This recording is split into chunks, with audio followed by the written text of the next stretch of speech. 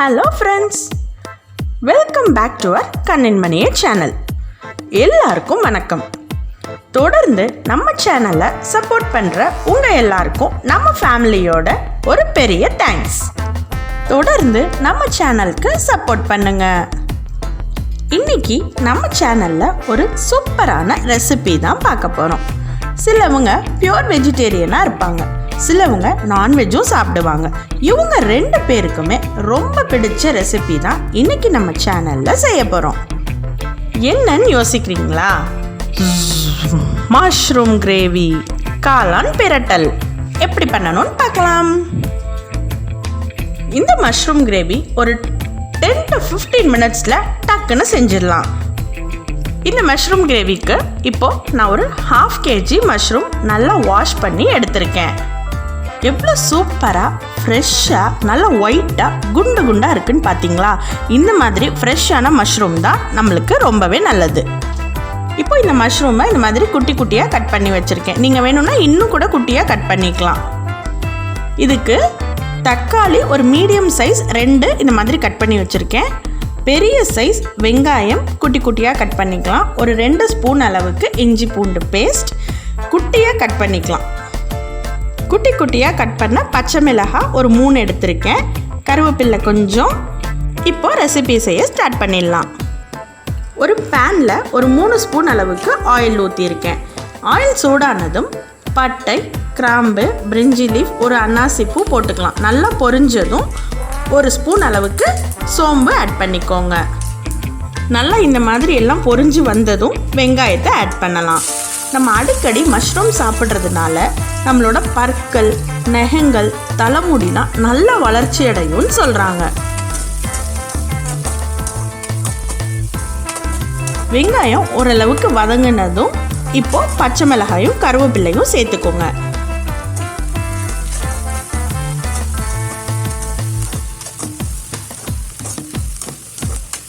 Next இஞ்சி பூண்டு பேஸ்ட்டை ஆட் பண்ணிக்கலாம்.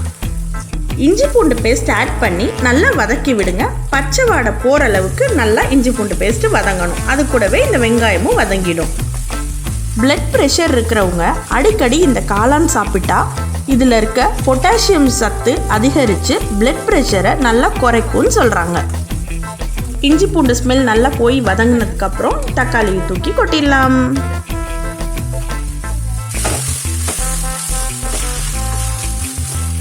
தக்காளி லேசாக வதங்கினதும் ஒரு தேவையான அளவு உப்பு ஆட் பண்ணிக்கோங்க. இன்கேஸ் பத்தலைன்னா நம்ம திருப்பியும் ஆட் பண்ணிக்கலாம் மஷ்ரூம் ஆட் பண்ணதுக்கப்புறம். இப்போதைக்கு இந்த தக்காளி வதங்குற அளவுக்கு நம்ம கொஞ்சமாக கல்லுப்பு ஆட் பண்ணிக்கலாம். பாருங்கள், நல்லா தக்காளி வெந்து மசிஞ்சு நல்லா இந்த கிரேவி கன்சிஸ்டன்சிக்கு வரணும்.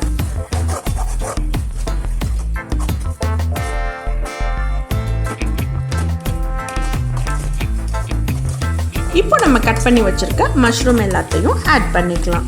நல்லா வதக்கி விடுங்க. தண்ணி எதுவுமே ஆட் பண்ண வேண்டாம்.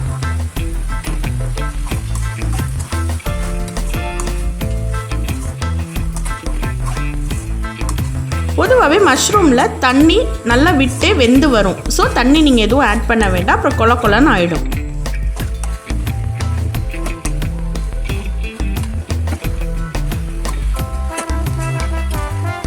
மஷ்ரூம் ஆட் பண்ணி நல்லா வதக்கி விட்டதுக்கப்புறம் கொஞ்சம் நேரம் ஸ்டவ்வை சிம்மிலே வச்சுருங்க. நல்லா வெந்து தண்ணியெல்லாம் வெளியில் வரட்டும், அது வரைக்கும் வெயிட் பண்ணலாம்.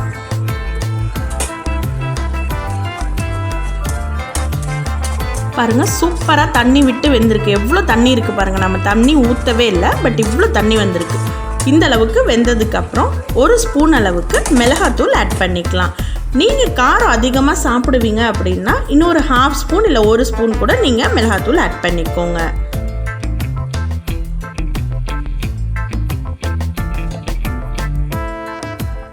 நெக்ஸ்ட்டு 2 ஸ்பூன் அளவுக்கு மல்லித்தூள் ஆட் பண்ணிக்கோங்க. இந்த மிளகாத்தூளும் மல்லித்தூளும் நல்லா வதங்கணும். கொஞ்சம் லைட்டாக வதக்கி விடுங்க.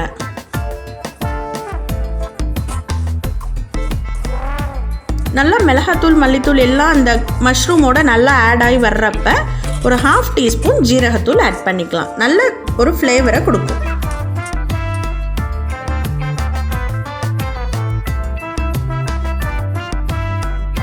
இப்போது எல்லாம் சேர்ந்து நல்லா வதங்கி அந்த மிளகாத்தூள் மல்லித்தூள் வாடை எல்லாம் போகிற வரைக்கும் வெயிட் பண்ணலாம். இப்போ இதில் ஒரு 1/2 டம்ளர் தண்ணி ஊற்றிக்கலாம்.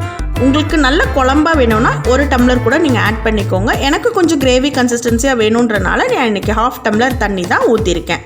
உப்பு தேவைப்பட்டால் போட்டுக்கோங்க, எனக்கு கொஞ்சம் பத்தலை, ஸோ நான் உப்பு இப்போ சேர்த்துக்கிறேன்.